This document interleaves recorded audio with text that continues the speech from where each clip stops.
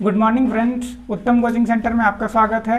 आज हम लोग चक्रवृद्धि ब्याज पढ़ने वाले हैं। चक्रवृद्धि ब्याज आप लोगों को बहुत कठिन लगता होगा, लेकिन आज की बात से आप लोगों को चक्रवृद्धि ब्याज कठिन नहीं लगेगा। चक्रवृद्धि ब्याज बहुत ही आसान लगने लगेगा। तो चलिए हम लोग देखते हैं कि चक्रवृद्धि ब्याज के सभी प्रश्नों को किन किन तरीकों से हल कर सकते हैं। आज हम लोग कुल 4 तरीकों के बारे में डिस्कस करेंगे। 4 तरीकों से हम लोग चक्रवृद्धि ब्याज को बना सकते हैं। तो चलिए हम लोग पहला एग्जाम्पल देखते हैं। पहला एग्जाम्पल हम लोग 2 साल के लिए लेते हैं। कितना के लिए लेते हैं? 2 ईयर्स के लिए। 2 ईयर्स के लिए 2 ईयर्स के लिए हम लोग प्रिंसिपल क्या ले लेते हैं? प्रिंसिपल ले लेते हैं 5000।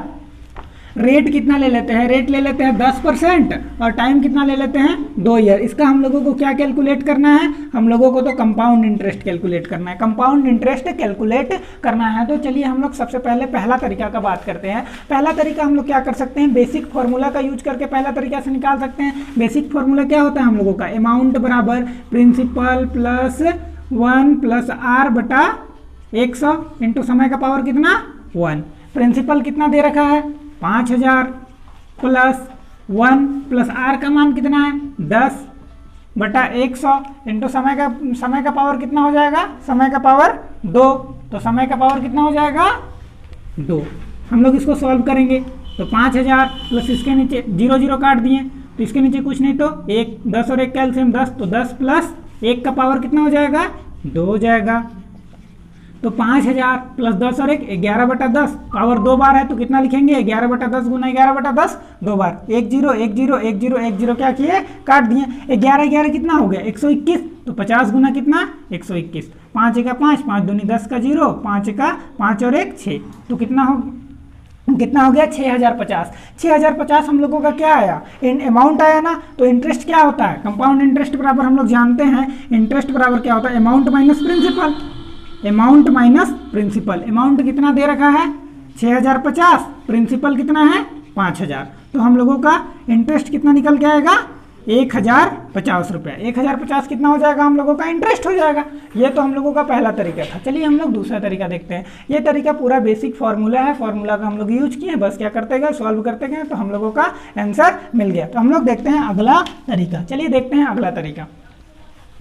यही क्वेश्चन है। यही क्वेश्चन को हम लोग फिर से दूसरा तरीका से बनाने का कोशिश करते हैं। दूसरा तरीका क्या होता है? दूसरा तरीका हम लोग जानते हैं। हम लोग सबसे पहले क्या जानते हैं? चक्रवृद्धि ब्याज होता क्या है? चक्रवृद्धि ब्याज होता है कि ब्याज के ऊपर ब्याज देना। ब्याज के ऊपर हम लोग क्या देते हैं? ब्याज देते हैं। इसी को हम लोग क्या बोलते हैं? चक्रवृद्धि ब्याज बोलते हैं। जैसे कि अगर 1 साल का ब्याज 5 हुआ तो ये 5 रुपए का 5 रुपये अगले साल हम लोग जब ब्याज देंगे तो ये 5 रुपए के ऊपर भी हम लोग ब्याज देंगे ना। इसी को हम लोग क्या बोलते हैं? चक्रवृद्धि ब्याज बोलते हैं। तो हम लोग दूसरा तरीका देखते हैं। चक्रवृद्धि ब्याज का जब भी केस आता है तो हम लोग क्या करते हैं? सक्सेसिव का केस डालते हैं। कौन सा केस डालते हैं? सक्सेसिव का केस डालते हैं। और सक्सेसिव का केस के लिए क्या होता है? R plus r into r बटा 100 होता है। हम लोग जब परसेंटेज चैप्टर पढ़ रहे थे तो परसेंटेज चैप्टर में भी क्रमागत बट्टा क्रमागत छूट का देखे थे। तो हम लोग क्या किए थे? सक्सेसिव के लिए r plus r into r बटा 100 किए थे। तो देखिए हम लोगों को यहाँ से प्रिंसिपल से अभी कोई फिलहाल मतलब नहीं है। बस किससे मतलब होना चाहिए? रेट से मतलब होना चाहिए। रेट कितना दे रखा है? 10 प्लस 10 गुना 10 बटा कितना? 100। देखिए 00 क्या हो गया? कट गया। 10 10 20 प्लस 1 20 और 1 कितना हो गया? 21%। तो किसका निकालेंगे 21% हम लोग? 5000 का हम लोग कितना निकालेंगे? 21%। तो देखिए 00 कट गया। 5 का 5, 5 दूनी 10, 1050 रुपया। हम लोगों को दूसरा तरीका से भी इंटरेस्ट कंपाउंड इंटरेस्ट कितना मिला? 10,050 रुपया मिला। तो देखिए हम लोगों को आर प्लस आर गुना आर बटा 100 करना है। तो क्या हम लोग हमेशा ये फॉर्मूला लिखते रहेंगे? नहीं लिखेंगे। जैसे एग्जाम्पल के तौर पे अगर हम लोगों को 12, अगर रेट 12 दे रखा है तो 12 कितना होता है? 24 प्लस 12 का स्क्वायर 144। तो 24 में कितना जोड़े? 1 25.44। कितना निकालेंगे? प्रिंसिपल का 25.44% बस निकालेंगे। हम लोगों को क्या मिलेगा? डायरेक्ट कंपाउंड इंटरेस्ट मिल जाएगा। तो ये हम लोगों का दूसरा तरीका था। जितने भी 2 साल के लिए जहाँ पे हम लोगों को पूर्णांक में बट्टा ना दे रखा हो, जहाँ पे हम लोगों को बट्टा आसान हो, जैसे कि रेट आसान भाषा में दिया रहे 10%, 12-15%, 20%, 25%, कुछ भी जो कि फ्रैक्शनल वैल्यू ना हो, जो कि भिन्न वाला वैल्यू ना हो, उसको हम लोग क्या करेंगे? आराम से ये सक्सेसिव का केस डालेंगे और तुरंत ही सेकंडों में क्या कर सकते हैं? कंपाउंड इंटरेस्ट निकाल सकते हैं। लेकिन अगर यहाँ पे हम लोगों को अगर दर चेंज कर देता, अगर दर बोल देता कि 3.1/3% का रेट से दिया जाए तो थोड़ा दिक्कत होता है इसमें। तो उसके लिए हम लोग देखते हैं कि और एक तरीका, हम लोग इसके बाद और एक तरीका से देखते हैं कि और एक तरीका से हम लोग कंपाउंड इंटरेस्ट कैसे निकाल सकते हैं। और एक तरीका से हम लोग कंपाउंड इंटरेस्ट कैसे निकाल सकते हैं। तो देखते हैं तीसरा तरीका। ये हम लोगों का दूसरा तरीका था। अब हम लोग देखते हैं तीसरा तरीका। तीसरा तरीका क्या है, हम लोग सिर्फ रेट को लेंगे और रेट को क्या में चेंज करेंगे, फ्रैक्शन में चेंज करेंगे। क्या में चेंज करेंगे, फ्रैक्शन में। देखिए 10% रेट क्या दे रखा है, 10% दे रखा है। 10% मतलब 10/100, परसेंट का क्या होता है, बटा 100 होता है। 0 0 क्या करेंगे हम लोग, काट देंगे, तो कितना हो जाएगा, 1/10 होगा। ऊपर वाला हम लोगों का इंटरेस्ट होता है, नीचे वाला हम लोगों का क्या होता है, प्रिंसिपल होता है। अगर प्रिंसिपल में इंटरेस्ट जोड़ेंगे तो अमाउंट निकल जाएगा। तो अमाउंट कितना हो जाएगा, 10 + 1 11, और प्रिंसिपल कितना हो गया, 10। ये हम लोगों का अमाउंट हो गया, ये हम लोगों का प्रिंसिपल हो गया। कितना साल के लिए, 2 साल के लिए। तो पहला साल, दूसरा साल।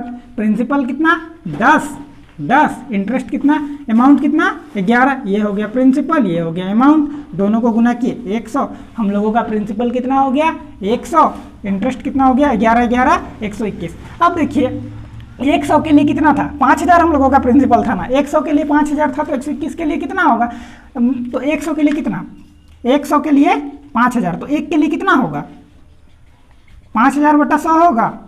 तो 1 के लिए कितना, 50। अगर 1 के लिए 50, तो 100 में 121 ही एक्स्ट्रा ना मिला हम लोगों को, तो अमाउंट इंटरेस्ट कितना मिला, 21। अगर 1 के लिए 50, तो 21 के लिए कितना, 1050। ये तरीका से भी हम लोग निकाल सकते थे। ये हम लोगों का क्या हो गया, तीसरा तरीका हो गया। चलिए हम लोग देखते हैं चौथा तरीका। हम लोग देखते हैं चौथा तरीका। आज के बाद आप लोगों को चक्रवृद्धि ब्याज में कभी कोई दिक्कत नहीं होगा। हम लोग देखते हैं चौथा तरीका।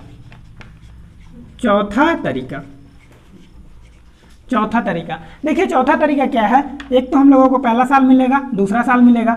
देखिए चक्रवृद्धि ब्याज 10% का रेट से मिला। पहला साल तो साधारण ब्याज ही देगा। पहला साल कितना दिया, 10% दिया, लेकिन दूसरा साल भी साधारण ब्याज देगा कि नहीं देगा, देगा। तो दूसरा साल भी कितना मिलेगा हम लोगों को, 10% मिलेगा। साथ ही साथ 10% का कितना देगा, 1/10वां भाग हम लोगों को मिलेगा, क्योंकि 10% का दूसरा साल, क्योंकि 10 का हम लोग इसका भी तो ब्याज दे रहे हैं, तो इसका 1/10 भाग कितना होगा, 1%। तो ये 1% भी हम लोगों को देगा। तो कुल मिला के कितना हो गया, 10, 20 और 1, 21%। तो फिर से निकाल देते हैं, 5000 का 21% कितना होगा, 1050 रुपये। तो देखिए हम लोग 4 तरीका से आंसर बनाए, और चारों तरीका से आंसर हम लोगों को कितना मिला, 1050 रुपया ही मिला। हम लोग 4 तरीका से क्या निकाल सकते हैं, कंपाउंड इंटरेस्ट निकाल सकते हैं, चक्रवृद्धि ब्याज निकाल सकते हैं। आशा करते हैं कि आप लोगों को समझ में आया होगा। अगर वीडियो समझ में आया होगा, वीडियो को लाइक करें, शेयर करें। अगर कोई दिक्कत हो तो कमेंट करके बताएं, आपको उसका सॉल्यूशन दिया जाएगा।